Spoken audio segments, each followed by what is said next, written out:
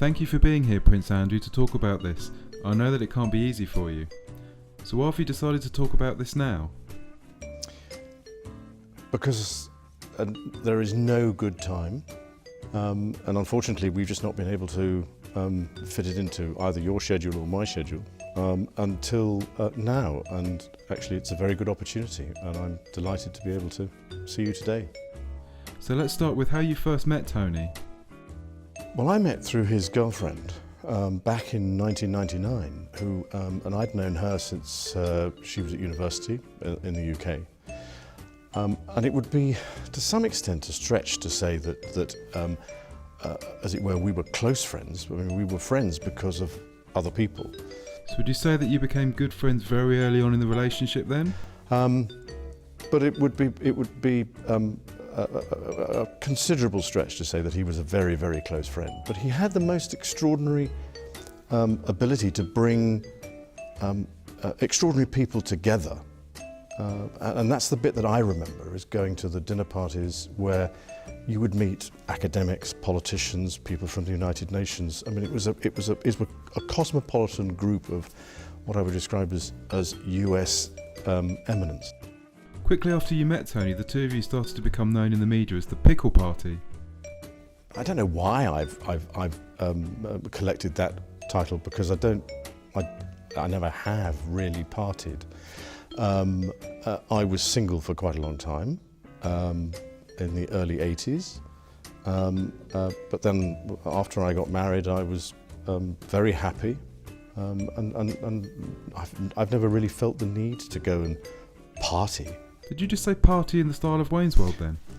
Yes, I think I probably did. Oh, nice 90s reference. So tell us the seaman story if you don't mind. I was transitioning out of the Navy at the time, and in the transition I wanted to find out more about what was going on, because in the Navy it's a pretty isolated business because you're out at sea the whole time. And I was going to become the Special Representative for International Trade and Investment.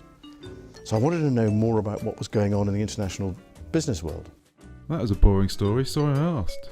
Now I heard that there was a bit of a scuffle when you had invited Tony to the Royal Palace in 1993. But certainly at my invitation, not at the royal family's invitation, but remember that it was his girlfriend that was the key element in this. He was the, as it were, +1 to some extent. He claimed that you were purposely excluding him from a lads' weekend away that you were planning. No, it was a shooting weekend. So it wasn't a booze up in Amsterdam then? Just a straightforward shooting weekend. Now this shooting weekend made headlines when Tony tweeted about replacing all of your guns with unripened bananas. Did this really happen? And if so, could you not tell? We now know that. At the time, there was no indication to me or anybody else that that was what he was doing. So when you had a banana in your hand, you genuinely thought it was a gun? Yes.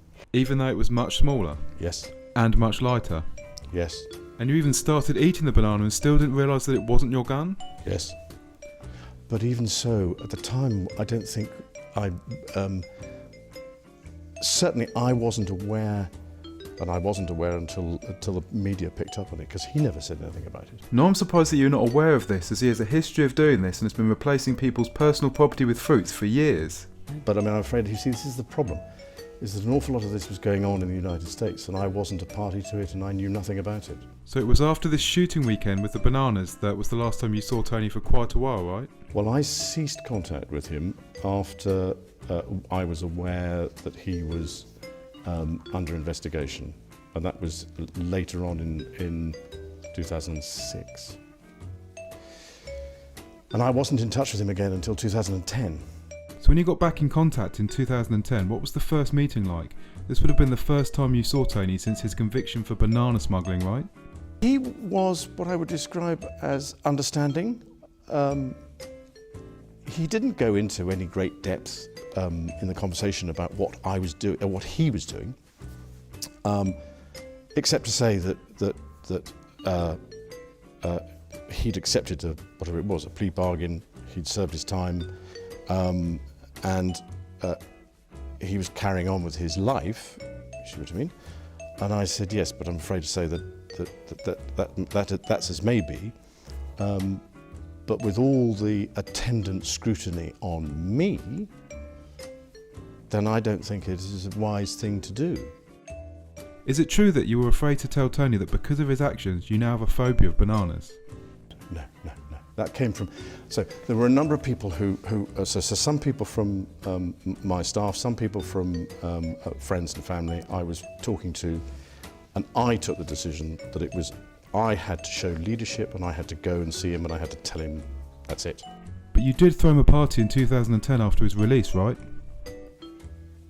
Oh, in 2010? That certainly wasn't a party to celebrate his release in December, because it was a small dinner party. There were only 8 or 10 of us, I think, at the dinner. If there was a party, then I'd know nothing about that.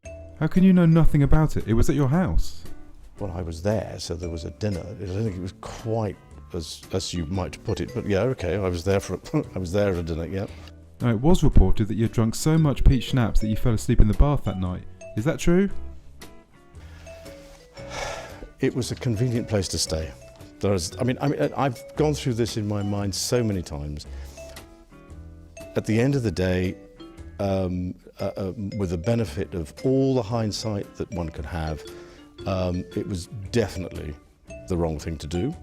But at the time, I felt it was the honourable and right thing to do. And I admit fully that my judgment was probably coloured by my tendency to be too honourable, but that's just the way it is. Well, is it also true that the 1993 Chimpanzee World Cup table tennis team crashed the party as well? If they were, then I wasn't a party to any of that. I never saw them, so I'm afraid I can't make any comment on that because I really don't know.